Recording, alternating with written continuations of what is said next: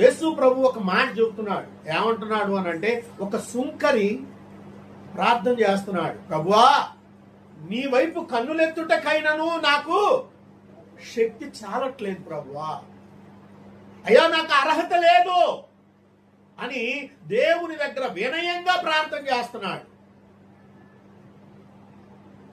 మరి మరొకతను వచ్చాడు, అతను ప్రార్థన చేస్తున్నాడు. ఏమని చేస్తున్నాడు? ప్రభువా దశంభాగాలు ఇస్తున్నాను, నీకు వారం వారం సందాలు వేస్తున్నాను, ప్రతిష్టార్పణలు ఇస్తున్నాను, ప్రశస్త భాగాలు ఇస్తున్నాను, వారానికి 3 సార్లు ఉపవాసం ఉంటున్నా నేను, ఇదిగో మరి నీ ఆజ్ఞానుసారంగా జీవిస్తున్నాను, ఇదిగో ఈ సుంకర్లాగా నేను ఉన్ననందుకు నీకు వందనాలయ్యా అన్నాడు. దేవునికి స్తోత్రం కలుగునుగాక.